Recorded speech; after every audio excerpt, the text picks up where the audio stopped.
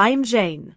Standing in the penthouse restaurant, surrounded by the sound of champagne corks popping and laughter, I felt a sense of belonging I'd never known within my family's company. The partners were celebrating our latest success, and I was the center of it all. As I caught my father's conflicted expression from across the table, I couldn't help but reflect on how far I'd come. My father, Mr.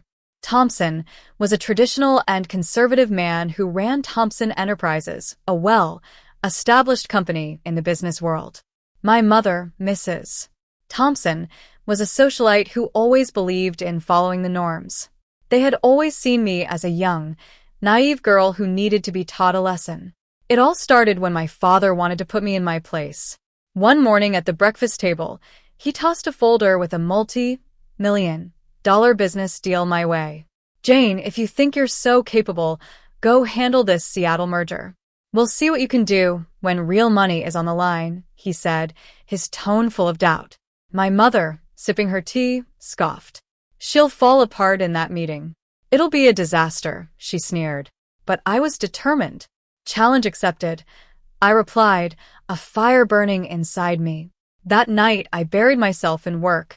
I read the 300-page contract 3 times, marked every clause that my father's legal team had overlooked, and memorized the key members of the other firm. My coffee table was a mess of notes and sticky tabs, and my dog, Max, lay on the confidentiality agreement like a furry guard.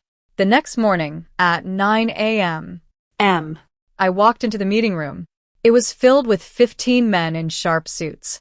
They all turned to look at me, the youngest and the only woman in the room. The chairman leaned forward and asked, "Where is Mr. Thompson?" "He sent me," I said calmly, sliding the contract across the table. He thought I should learn about real-world confidence. The meeting lasted 4 hours. By the end, I had negotiated a 15% increase in the partnership rate and secured exclusive rights to our new technology, a clause my father had never considered. When I left, the CEO of the other company shook my hand and said, "You just saved your father $3 million. That night, I drafted a press release. By sunrise, every major business news outlet was reporting on it. Jane Thompson finalizes landmark merger, and youngest negotiator in Thompson Enterprises history were the headlines.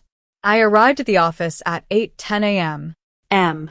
The moment I stepped out of the elevator, there was a dead silence. Assistants stopped their conversations, and some associates avoided looking at me. On the glass wall of my father's office, a copy of the business journal was taped, with the bold headline. My father was standing by his desk, the paper in one hand and his phone in the other. When he saw me, his face tightened. "You went to the press?" I set my bag down calmly. "The PR team issued the release. It's standard after a big deal." "I sent you an email," I replied. My mother's voice came through the speakerphone. "Jane, do you know what you've done? Everyone is asking why you led the meeting instead of your father." "Because I did, and the deal was a success," I said firmly. My father let out a sharp breath and sat down. "You could have ruined everything. This was supposed to teach you a lesson, not make you a headline." His words stung, but I didn't back down. "You sent me to fail, but I won't play along," I said. For a moment, there was only the hum of the air conditioner. Then, unexpectedly, my father let out a low chuckle. "You're just like your mother." "Correction," I said, getting closer. "I'm like the woman Mom used to be before she became so rigid." He looked up, surprised. I leaned over the desk and met his eyes. "From now on, when you introduce me, say my partner, who just saved the company, not my daughter, who's still learning." I turned and walked out, my heels clicking on the floor. A junior analyst whispered, "That was amazing," as I passed by. By noon, the whole building was buzzing. News stations wanted interviews, shareholders wanted statements, and my father wanted quiet. But silence was not an option. In the emergency board meeting, most of the directors, who had known me since I was a teenager sneaking into my father's meetings, were polite but cautious. My father cleared his throat. "Let's be clear. Yesterday's deal doesn't change the company's structure. Jane's success is commendable, but she's still learning. Mrs. Wilson, the only other woman on the board, raised an eyebrow. With all due respect, Mr.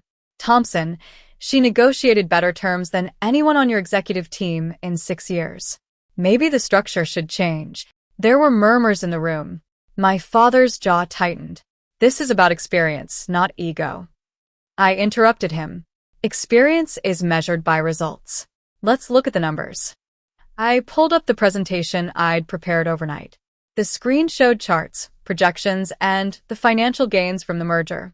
Projected growth is up 28%, liability reduction is down 20%, and media coverage has tripled our market exposure in 12 hours.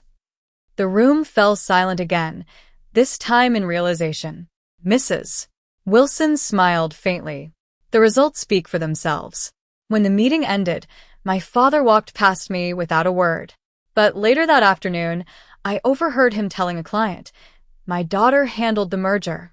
His tone wasn't proud yet, but it wasn't dismissive either. That night, I got a text from an unknown number. "You made them listen. Keep going." It was the truth I already knew. For the first time, I wasn't a novice. I was setting the standard.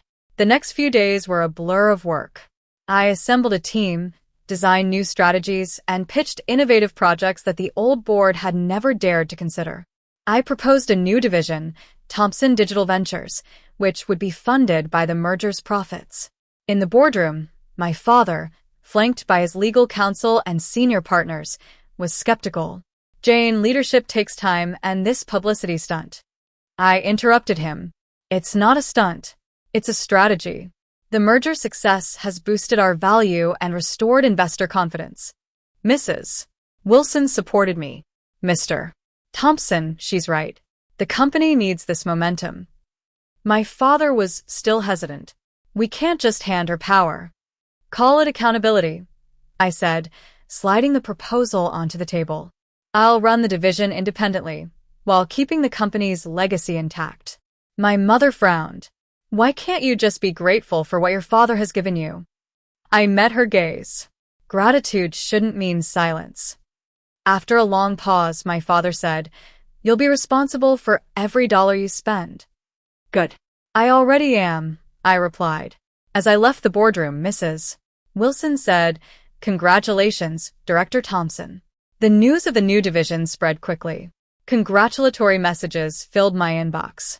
I sat in my new office, which used to be a storage room, now transformed with modern furniture and bright lights. My nameplate on the door still smelled of fresh paint. My mother texted me, "Your father is trying to act tough. He says the pressure will crush you." I replied, "Pressure makes diamonds." A week later, our pilot project under Thompson Digital Ventures secured a $5 million partnership with a top-tier tech firm from Silicon Valley. The press hailed it as a new chapter for Thompson Enterprises. My father stopped showing up at my department meetings, and my mother called more often, trying to make me be more humble. But I stood my ground. "Mom, I'm not going to be humble for doing my job well," I told her. She sighed and said, "You've changed." "Yes, and that's the point," I replied. At the celebration dinner, as the partners toasted to my success, I saw a flash of pride in my father's eyes, quickly hidden behind his usual control. After dessert, he approached me. "You made quite an impression tonight," he said. "Just results, the same as you've always wanted," I replied. He looked at me for a long time. "Do you really think you can run this company one day?" I smiled. "I already am. You just haven't admitted it yet."